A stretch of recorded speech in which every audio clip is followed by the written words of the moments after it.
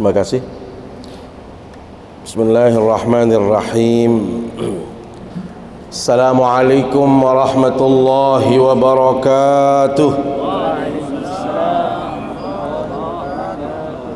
Ini jamaah bini, perempuan, tidak ada yang jawab salam satu-satu. Saya doakan suaminya poligami semua. Kalau nggak jawab salam, ini seneng aja ini. Itu ada takliknya kalau nggak jawab salam. Tapi kalau jawab salam nggak jadi sih. Kita ulang. Assalamualaikum warahmatullahi wabarakatuh.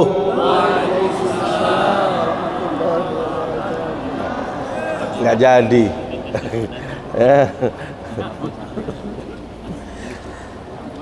Innal hamdalillah nahmaduhu wa nasta'inuhu wa nastaghfiruh wa na'udzu billahi min shururi anfusina wa min sayyiati a'malina.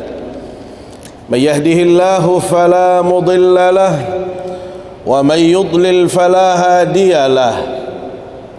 Asyhadu an la ilaha illallah wa asyhadu anna Muhammadan abduhu wa rasuluh. Allahumma salli wa sallim wa barik ala sayyidina Muhammad wa ala alihi wa sahbihi ajma'in. Amma ba'du. Yang hormati dan muliakan para alim ulama, para tokoh agama, tokoh masyarakat, para pendengar Pro 1 Radio Republik Indonesia Mataram yang dimuliakan Allah Subhanahu wa taala dimanapun berada, yang menangkap siaran kita di pagi hari yang penuh berkah ini. Kemudian juga para merbot, para tamir yang menyiarkan kegiatan ini dari musalla dan masjid-masjid. Kami ucapkan terima kasih. Jamaah Masjid Hubbul Watan Islamic Center Mataram yang dimuliakan Allah Subhanahu wa taala. Singkatnya hadirin hadirat yang berbahagia, mengawali kajian kita di pagi hari yang penuh berkah ini, izinkan Tiang mengajak kita semua untuk selalu bersyukur kehadirat Allah Subhanahu wa taala. Karena dipastikan yang hadir di majlis yang mulia ini mendapatkan begitu banyak kenikmatan dari Allah Subhanahu wa taala. Saat ini kita masih dalam keadaan sehat walafiat, maka sangatlah tepat bila mana nikmat sehat ini kita gunakan untuk kebaikan. Nikmat sehat ini kita pastikan kita lakukan untuk beribadah, untuk kita banyak melakukan amal saleh di hadapan Allah Subhanahu wa taala. Kira-kira sami jamaah lamun wah lemes, lokan, sakit di atas kasur, tahu ya ibadah barang meniki? Dia tidak tahu. Tidak mungkin kita bisa. Maka sangatlah tepat bila mana nikmat sehat ini kita gunakan untuk kita berbuat kebaikan. Nikmat sempat yang Allah berikan kepada kita semua sangatlah tepat bila mana kesempatan ini kita gunakan untuk beribadah di hadapan Allah Subhanahu wa taala. Kita gunakan kesempatan ini untuk bertaqarrub, mendekat kepada Allah Subhanahu wa taala. Ibu-ibu, kira-kira lamut wah repot, kalau kita sedang repot, bisa seperti ini? Bayi lahir, anak merari, tetangga teruah, aneh. Pastinya luwe alasan manusia ni kisah jamaah. Maka alhamdulillah kita diberikan kesempatan oleh Allah Subhanahu wa taala, maka pastikan kesempatan ini kita gunakan untuk sesuatu yang baik, untuk sesuatu yang diperintahkan oleh Allah Subhanahu wa taala. Saat ini kita masih hidup, alhamdulillah. Maka hidup ini kita gunakan untuk kita investasi sebanyak-banyaknya. Mumpung kita masih ada kesempatan, kita diberikan kehidupan, kita masih bisa merasakan nikmatnya dunia. Bu, kira-kira kalau kita sudah meninggal dunia, masih bisakah kita beribadah? Bapak-bapak, kalau kita sudah masuk ke alam kubur, masih ada sempat kita berjamaah? Tidak mungkin. Maka ini adalah kesempatan emas Ini adalah peluang yang Allah berikan kepada kita semua untuk banyak melakukan kebaikan, untuk banyak berinvestasi kebaikan, untuk banyak amal saleh. Agar apa? Agar tiang pelunggum sami merasakan kebahagiaan di akhirat kelak. Kita hidup ini harus seimbang hadirat Allah. Sebagai doa, sebagaimana doa yang kita panjatkan di hadapan Allah, Rabbana atina fid dunya hasanah wa fil akhirati hasanah wa qina adzaban nar. Ya Allah, anugerahkan kepada kami kebahagiaan di dunia. Maka bahagia di dunia kepada Allah perlu ada modal, perlu ada bekal, perlu kita berinvestasi, perlu banyak tabungan. Supaya apa? Kita bahagia di dunia. Ada modal, ada kita punya sangu dalam kehidupan ini. Maka logika sederhana sami jamaah, kalau di dunia yang sesaat ini, yang singkat saja, kita perlu usaha, perlu modal, perlu bekal untuk meraih kebahagiaan, maka pasti akhirat yang tentu tidak berbilang jumlahnya, tidak terbatas waktunya oleh Allah, memerlukan modal yang banyak, memerlukan modal yang cukup, bekal yang berlimpah, agar kita mendapatkan kebahagiaan sebagaimana doa kita semua.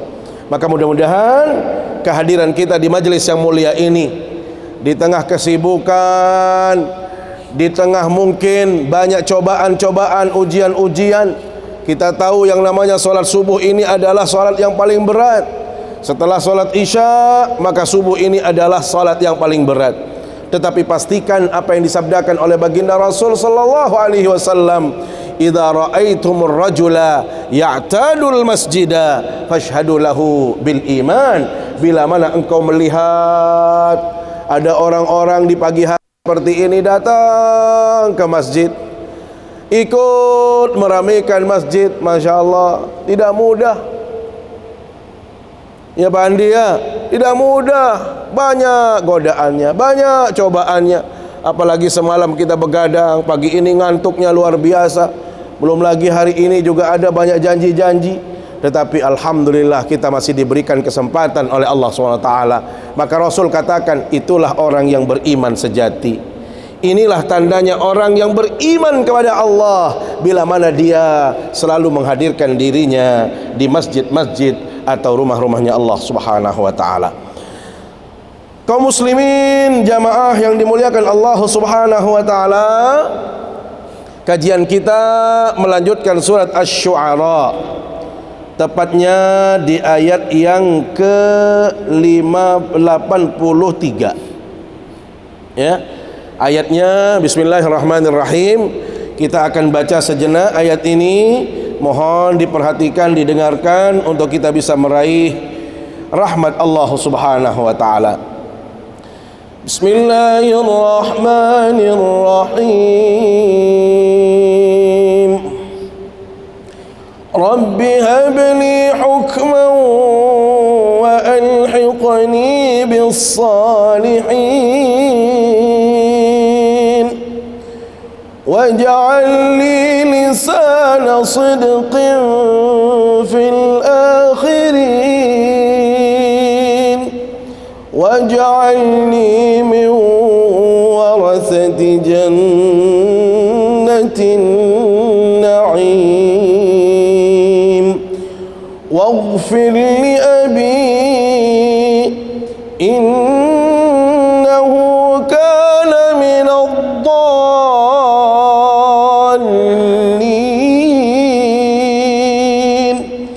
wa la tukhzini yawma yub'athun yawma la yanfa'u malun wa la banun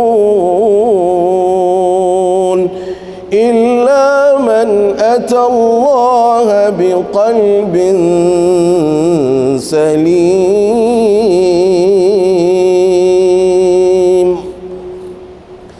Hadirin yang dimuliakan Allah Subhanahu wa taala, ayat ini masih erat kaitannya dengan ayat yang sebelumnya, di mana ayat ini masih berbicara tentang Nabiullah Ibrahim alaihissalam yang selalu berdoa dalam kehidupannya. Bapak Ibu, kalau sekelas Nabi Ibrahim saja berdoa kepada Allah, kalau selevel kedekatan Ibrahim Al-Khalil yang diberikan predikat oleh Allah sebagai Al-Khalil, orang yang sangat dekat dengan Allah Subhanahu wa taala, masih bermunajat meminta kepada Allah, apa iya manusia seperti Zainuri tidak mau berdoa kepada Allah? Apa iya ada di antara kita yang tidak mau berdoa kepada Allah? Hati-hati hati Allah. Kalau ada di antara kita yang enggan berdoa, maka itu pertanda orang ini sudah menentang Allah. Dia sudah merasa selevel dengan Allah, dia sudah merasa tidak perlu kepada Allah Subhanahu wa taala, maka orang ini pasti akan masuk ke dalam nerakanya Allah Subhanahu wa taala. Makanya Allah, doa itu adalah ibadah yang paling strategis. Ya, doa adalah ibadah yang paling strategis. Karena itu Rasul sallallahu alaihi wasallam dalam sabdanya mengatakan, ad-du'a huwal ibadah. Doa itu ibadah. Bapak Ibu, doa itu ibadah. Maka apa maknanya ibadah? Bila mana kita lakukan dalam kehidupan ini, maka dia akan menjadi kebaikan bagi orang yang melakukannya. Pantas kiranya hadirat Allah, dalam proses pengabulan doa seseorang di hadapan Allah itu melalui 3 proses. Makanya jangan sampai ada di antara kita yang mohon maaf sekali selalu protes kepada Allah, selalu berkeluh kesah kepada Allah. Aku jangan dikuah beta terima doa ke si nenek noon mau dengan peraya malik, kawin noon malik ni dengan bima, dia narak noon mau dengan bima. Aku jangan dikuah tekabulang doa ke si nenek. Sebelo-belong karan berdoa tidak pernah diijabah oleh Allah. Tidak pernah saya dijawab doa saya, dikabulkan doa saya, tidak pernah. Hati-hati sama Allah. Itu adalah keluhan yang ceroboh. Itu adalah gegabah sekali. Itu adalah kebodohan. Kenapa? Karena dalam proses pengabulan doa seseorang itu ada 3 proses, atau ada 3 model pengabulan doa di hadapan Allah Subhanahu wa taala. Bagaimana yang 3? Yang pertama, ada orang yang begitu minta ke hadapan Allah, angkat tangannya saja langsung diijabah oleh Allah Subhanahu wa taala. Ada orang yang seperti itu, Bapak Ibu. Siapa mereka? Itulah yang kita kenal.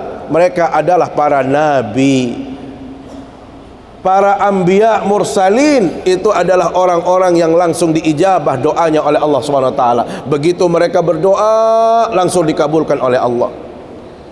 Makanya Allah, kita persaksikan bagaimana para nabi di saat mereka menghadapi tantangan dakwah, di saat mereka menghadapi cobaan dakwah, di saat mereka berhadapan dengan orang-orang yang ingkar kepada Allah, mereka minta kepada Allah, ya Allah, binasakan mereka ya Allah.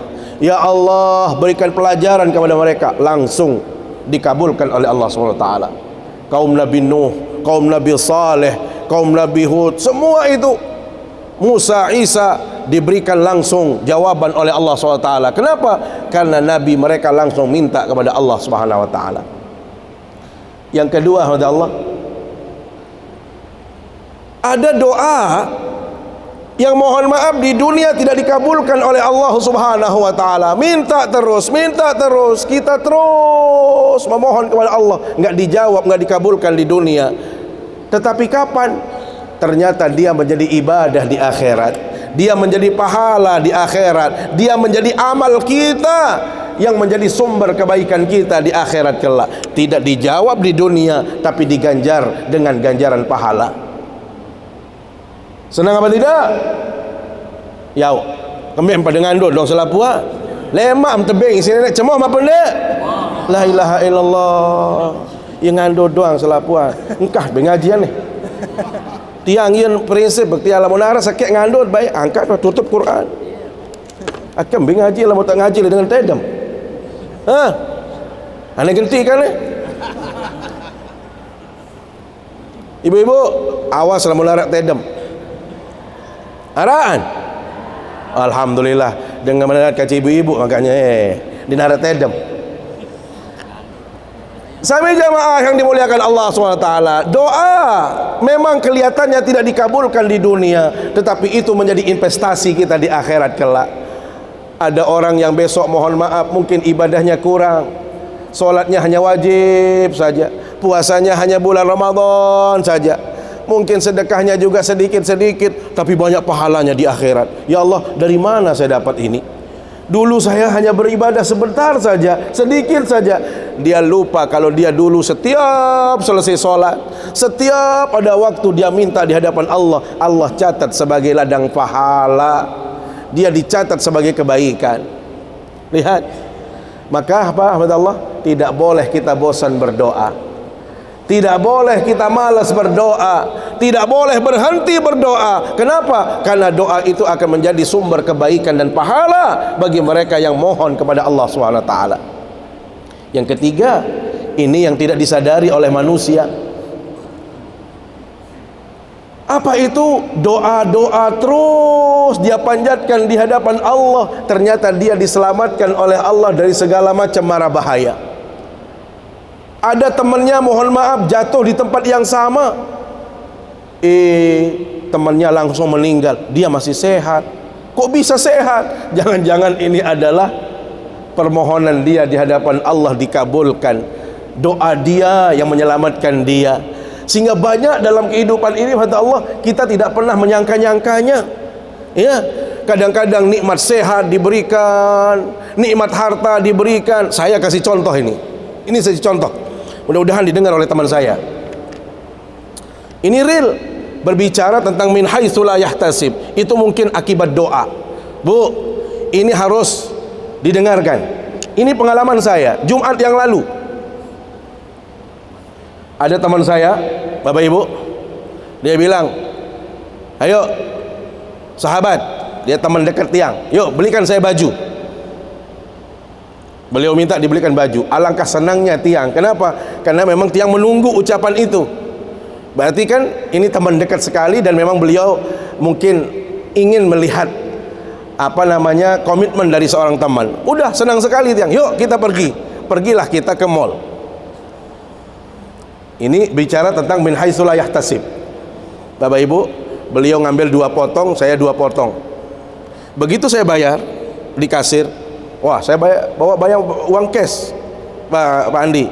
Udah saya bayar, nih, Masya Allah, dihitung pas Pak. Begitu bilang pas, itu 1 juta kurang lebih. Apa dia bilang orang di belakang itu? Kembalikan Tuan Guru uangnya.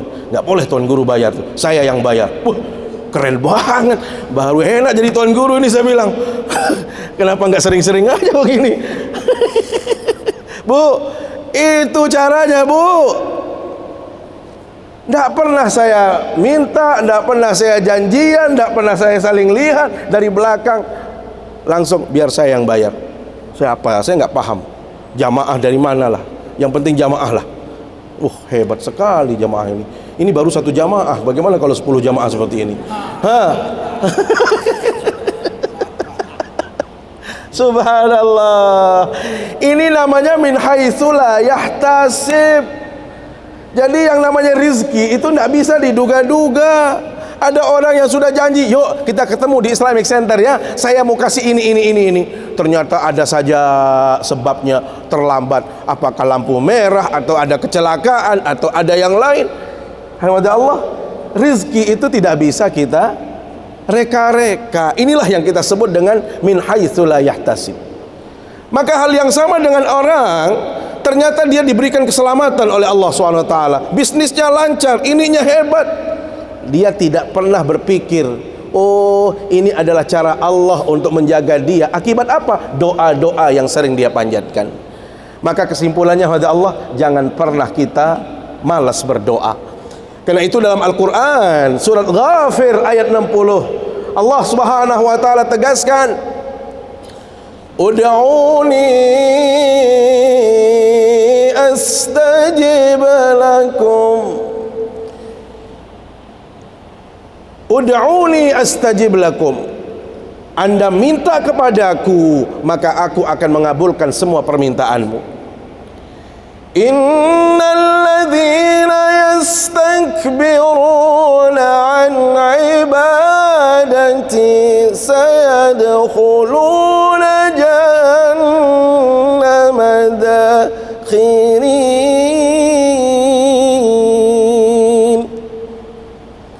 Innal ladzina yastakbiruna an ibadati, orang-orang yang enggan berdoa kepadaku, tidak mau minta kepadaku, tidak mau bermohon kepadaku, sayadkhuluna jahannama dakhirin, orang ini akan dijadikan bara api neraka. Orang ini akan dijadikan material api neraka, dimasukkan ke dalam neraka. Kenapa? Karena di situ ada unsur kesombongan. Dia tidak memerlukan Allah, tidak memerlukan Tuhan dalam hidupnya. Maka hati-hati, jangan sampai merasa kita sudah tidak perlu kepada Allah, tidak mau berdoa, bermunajat. Contohnya siapa?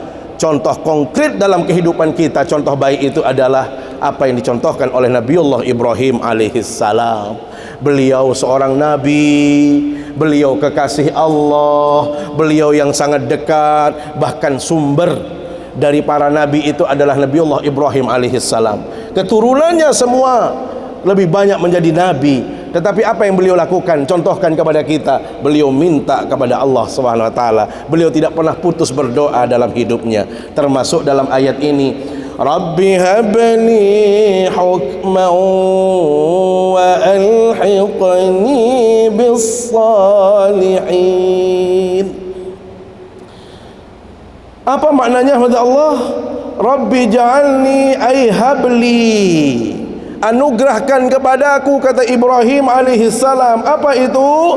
Al-fahma wal ilma. Ya Allah, anugerahkan kepada hambamu ini, kepada Ibrahim ini, pemahaman yang baik, pemahaman yang lurus, pemahaman yang bagus. Jangan sampai kita memahami dengan pemahaman-pemahaman yang, mohon maaf, cenderung keluar dari pemahaman yang sebenarnya, pemahaman mainstream. Kita ingin melawan arus misalnya, itu juga tidak dibenarkan oleh Allah. Jadi anugerahkan kepadaku ya Allah pemahaman yang lurus, pemahaman yang benar. Dengan apa? Ilmu dan pemahaman. Karena itu hadi Allah, ilmu itu adalah yang menjadi impian seseorang, yang selalu dimohonkan, selalu diminta oleh hamba itu adalah bagaimana Allah menganugerahkan kepada dia ilmu yang benar. Kenapa hadi Allah ilmu itu penting? Karena ingat, apapun yang kita lakukan dalam kehidupan ini tanpa ilmu itu tidak ada gunanya. Makanya kenapa dalam hadis Rasul SAW ada orang abid ibadah, ahli ibadah, 1000 rakaat dia lakukan, tapi ternyata masih lebih baik nilainya dari 1 rakaat yang dilakukan oleh orang alim. Kenapa? Karena orang yang alim itu dia paham tata caranya, paham maknanya, paham yang dia lakukan. Kalau ini yang penting ibadah, lihat. Jadi bukan kuantitasnya yang dinilai oleh Allah SWT, tetapi bagaimana kualitas dari ibadah itu. Maka yang bisa melakukan ibadah secara kualitas itu adalah orang alim. Nah tentu orang alim yang benar, orang alim yang lurus. Hati-hati pada Allah. Orang bila mana dianugerahkan ilmu pengetahuan oleh Allah SWT, kemudian dia tidak mendapatkan huda, petunjuk. Ada orang yang mohon maaf ilmunya Masya Allah luas sekali, tetapi tidak dibarengi dengan petunjuk dari Allah, tidak dibarengi backup dari Allah, sehingga liar pemahamannya. Pemahamannya menjadi tidak benar, mencelakakan orang, menjerumuskan orang lain. Apa kata Rasul SAW? Manizdada ilman walam yazdad hudan lam yazid atau lam yazdad minallahi illa bu'da. Barang siapa yang memiliki ilmu pengetahuan tidak dibarengi dengan petunjuk dari Allah SWT, bukan menjadikan dia lebih baik, lebih semakin saleh, menjadi tawadhu dan lain sebagainya, maka orang ini tidak akan mendapatkan apapun kecuali justru dia akan jauh dari Allah Subhanahu wa taala. Lihat, jadi penting kita mencari hidayah, penting kita mendapatkan yang namanya bimbingan Allah Subhanahu wa taala. Karena itu di dalam matan Zubat, Ibnu Ruslan mengatakan apa? Kullu man bi ghairi ilmin ya'malu a'maluhu mardudatun la tuqbalu. Setiap orang yang melakukan kebaikan tanpa ilmu, tanpa dibarengi pengetahuan yang baik, maka semua perbuatan itu tertolak oleh Allah Subhanahu wa taala. Kenapa? Karena tidak di backup oleh ilmu pengetahuan. Maka subhanallah, Nabiullah Ibrahim, sekelas Nabiullah Ibrahim, minta supaya diberikan ilmu. Bapak Ibu, bagaimana kita mau sholat kalau tanpa ilmu? Nih kadang-kadang saya kasihan juga, mohon maaf, kita satu sisi ngelihat motivasi umat Islam, orang Lombok yang semangat umroh itu luar biasa, ya, semangat haji itu luar biasa, senang kita lihat. Tetapi mohon maaf Bapak Ibu, umroh itu bukan jalan-jalan, umroh itu bukan wisata, tetapi di situ harus benar-benar bisa kita melakukannya dengan keilmuan yang benar, tata cara yang sudah dicontohkan oleh Rasulullah sallallahu alaihi wasallam. Jadi bukan hanya sekadar saya sudah pulang umroh kita tidak ada sama sekali hasil daripada apa yang sudah kita lakukan, bahkan pengaruhnya saja masih jauh kata Allah. Karena itu perlu ketulusan niat, ya. Orang yang berilmu itu akan hadir ketulusan niat, melakukan apapun dalam hidupnya dia akan menghadirkan ketulusan. Mohon maaf, banyak di antara kita yang pulang umroh menjadi sombong, pulang haji menjadi sombong. Kalau nggak disebut namanya haji marah, nggak mau hadiri undangan, nggak mau berbuat. Nah ini kan karena dia tidak meresapi, tidak menyelami, ya. Padahal umroh itu adalah perjalanan suci kata Allah. Ibu-ibu, melem umroh, ya. Siapa yang tidak ingin umroh kata Allah, ya. Tetapi kita ingin umroh yang benar-benar kita paham tempat-tempat itu, filosofinya bagaimana, rahasianya bagaimana, di mana kita harus benar-benar melakukan ini itu, di mana kita berdoa, di mana kita harus mengangkat tangan. Semua itu harus dipahami dengan ilmu pengetahuan, ya.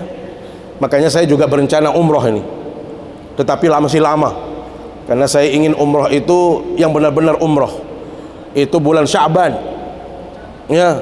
Jadi kalau ada bapak-bapak, ibu-ibu mau berangkat umroh, sila, boleh kita dari Sya'ban, dari sekarang nabung. Ini bulan apa ini? Jumadal Tsani, Jumadal Awal, Jumadal Tsani, Rajab, Sya'ban. Tiang mau coba Sya'ban, mau cari Jumat 2 kali di situ. Nah, jadi kepingin yang lebih spesifik. Kenapa? Karena kita ingin berdoa di tempat-tempat yang terbaik, dan kita ingin memahami filosofi daripada umroh, tempat-tempat yang mulia itu lebih dekat dan lebih khusyuk lagi. Hadirin Allah, hal yang sama dengan zakat, hal yang sama dengan puasa, semua itu harus ada ilmunya. Karena itu Nabiullah Ibrahim alaihissalam minta di hadapan Allah, Rabbi habli hukma, ya Allah, anugerahkan kepadaku ilmu pengetahuan dan pemahaman. Apalagi permintaan Nabiullah Ibrahim, wa alhiqni bis salihin, ya Allah, kumpulkan saya bersama orang-orang saleh, pertemukan saya dengan orang-orang saleh. Bayangkan apa kurang solehnya Ibrahim, apa kurang kuat imannya beliau Nabiullah Ibrahim, apa kurang baiknya Nabiullah Ibrahim, tapi beliau minta supaya diperjumpakan dengan orang-orang saleh. Apa maknanya hadirat Allah? Kita penting dalam kehidupan ini juga perlu mencari teman yang baik. Jangan sekedar berteman, jangan karena di situ ada sesuatu, karena di situ ada kehidupan, di situ akan ada bonus dan lain sebagainya. Ya, mari kita cari orang-orang yang saleh di dalam pertemanan ini. Kenapa? Karena kita berharap kepada Allah besok kelak dia akan dipertemukan dan dikumpulkan bersama orang-orang saleh. Maka jangan sampai kita menyesal. Allah dalam surat Al-Furqan, Allah Subhanahu wa taala memberikan penjelasan, ya wailata laitani lam attakhidh fulanan khalila. Ya Allah, unim nangis li julun nenek, nangis kita di hadapan Allah. Apa yang kita tangisi? Ya Allah, nyesal saya ya Allah, nyesal saya ya Allah. Kenapa? Kenapa saya dulu jadikan dia sebagai teman?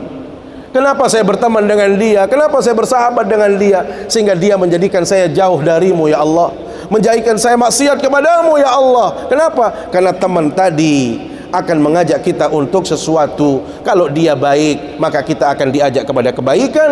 Kalau dia saleh, maka kita akan dijaga untuk itu. Tetapi kalau ahli maksiat, sehebat apapun proteksi perlindungan kita kepada Allah, lama-lama kita juga akan ikut dengan cara dia. Makanya Rasul SAW mengatakan apa? Al-mar'u ala dini khalilih. Manusia itu bergantung siapa yang menjadi temannya, siapa yang menjadi sahabatnya. Falyanzur ahadukum man yukhalil. Maka hendaklah kita mencari-cari orang-orang yang baik, yang akan menjadi teman kita, sahabat kita. Ya, ingat, ini adalah doa Nabiullah Ibrahim alaihissalam. Waj'alni lisana sidqin fil akhirin. Waj'alni, dan jadikan kami ya Allah, ai ij'alli zikran hasanan wa sana'an atira. Ya Allah, jadikan hamba ini menjadi hamba yang baik, yang disebut selalu kebaikannya setelah kita meninggalkan dunia ini. Mau disebut kebaikannya? Mau disebut sebagai orang baik? Jelas kita harus investasi saat ini. Tidak bisa kita ujuk-ujuk akan menjadi orang baik. Lihat hadirat Allah, Maulana Syekh Zainuddin Abdul Majid, karena beliau menghadirkan kebaikan, sampai saat ini beliau disebut kebaikannya tidak pernah berhenti. Boleh fisiknya beliau meninggal dunia, tetapi kebaikannya seolah-olah masih hidup. Lihat Tuan Guru Fadil Tahir, Tuan Guru Saleh Hambali, Tuan Guru Safwan, Tuan Guru Abdul Karim, semua Tuan Guru Ibrahim di Kediri, semuanya itu karena mereka meninggalkan warisan-warisan yang baik, maka yang disebut adalah kebaikannya. Ya, seolah-olah mereka ini tidak pernah meninggal dunia. Kenapa? Karena dia mewarisi kebaikan.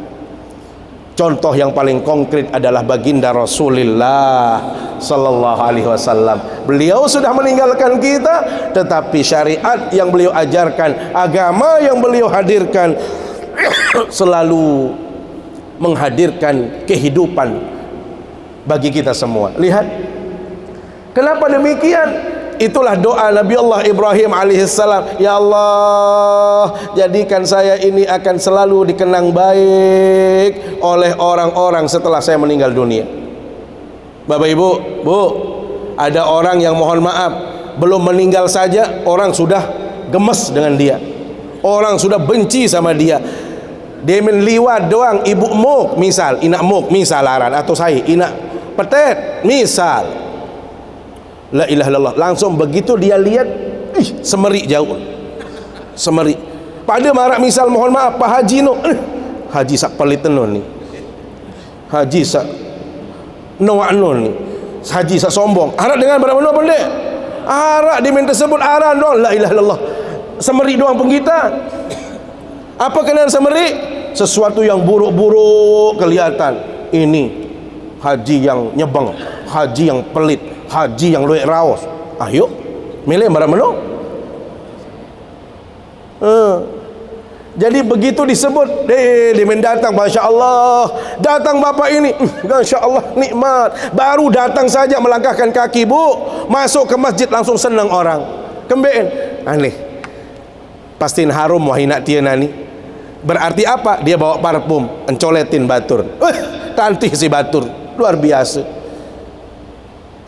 Ubareh pasti nar hadiah nu ibu ne permen menjauh. Ya, Lo macam dia jauh. Yang penting bagus-bagus. Ingat sembayang bareh mun tenak tajuk balin. Anda kembik berujak. La Allah, solah lah pendek. Orang ini sami jamaah masih hidup saja orang respect sama dia. Besok setengah meninggal dunia pun akan disebut nih dengan sak baik no. Lagu lamun bapak-bapak jauh semeri Eropa. Wah tua-tua masih jauh semeri. Aneh. Nom tamu kubur be langsung tenjek bisa malaikat. Kenapa?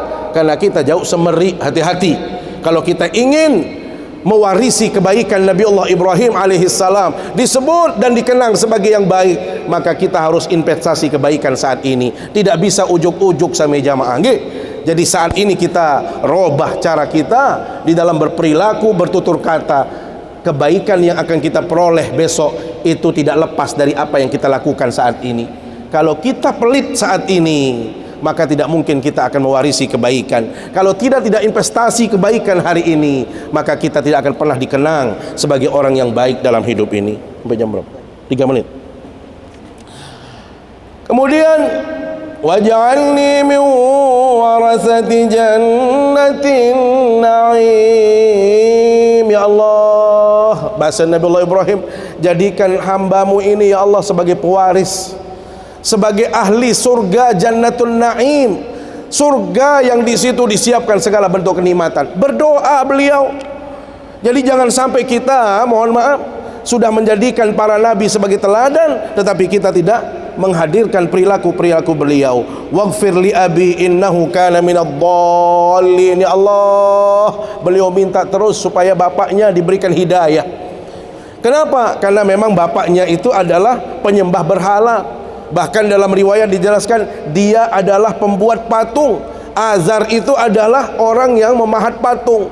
Maka dia minta kepada Allah, ya Allah, walaupun di akhir hayatnya beliau tidak menjadi orang yang beriman, tetapi sebagai seorang anak, kewajibannya adalah memintakan orang tuanya, ibu bapaknya, keluarga-keluarganya, supaya dia mendapatkan petunjuk dan hidayah dari Allah Subhanahu wa taala.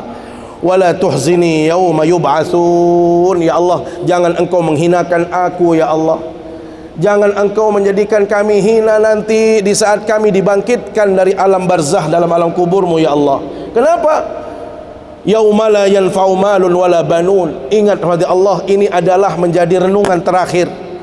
Bapak Ibu, begitu kuat tenaga kita mencari uang, begitu kuat kita mencari ketenaran, begitu kita habiskan waktu kita untuk menyenangkan anak-anak kita. Anak kita segalanya, kita tidak ingin mereka lapar, kita tidak ingin mereka haus, kita tidak ingin mereka celaka dalam hidup ini. Kita habiskan energi kita, kita habiskan waktu kita. Demi apa? Demi harta dan keturunan kita.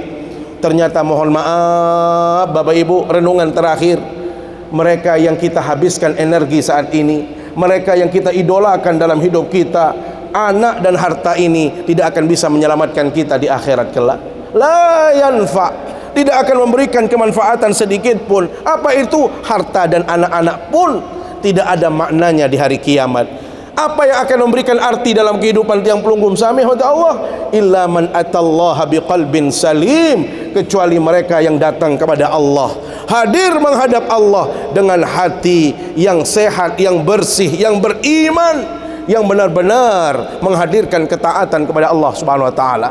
Maka alhamdulillah Allah, silahkan, boleh kita mencari kebaikan dunia, boleh kita untuk kemaslahatan anak kita, boleh kita untuk kesenangan mereka, tetapi jangan sampai kita lupa kepada Allah. Cari harta sebanyak-banyaknya, tapi jangan lupa berinfak di sabilillah, berinfak kepada Allah, menabung untuk akhirat kita. Kenapa? Karena itulah yang akan menjadi ladang kebaikan bagi kita semua. Wallahu a'lamu bissawab. Demikian yang dapat kami sampaikan. Terima kasih atas segala perhatian dan mohon maaf bila ada hal-hal yang kurang berkenan. Mari kita berdoa, bermunajat kepada Allah Subhanahu wa taala. Bismillahirrahmanirrahim. Alhamdulillahirabbil alamin. Salatu wassalamu ala asyrafil anbiya'i wal mursalin wa ala alihi wa sahbihi ajma'in. اللهم ربنا لا تؤاخذنا إن نسينا أو أخطأنا ربنا ولا تحمل علينا إصرا كما حملته على الذين من قبلنا ربنا ولا تحملنا ما لا طاقة لنا به واعف عنا واغفر لنا وارحمنا واعف عنا واغفر لنا وارحمنا واعف عنا واغفر لنا وارحمنا أنت مولانا فانصرنا على القوم الكافرين ربنا آتنا في الدنيا حسنة وفي الآخرة حسنة وقنا عذاب النار صلى الله على سيدنا محمد وعلى آله وصحبه أجمعين سبحان ربك رب العزة عما يصفون وسلام على المرسلين والحمد لله رب العالمين السلام عليكم ورحمة الله وبركاته.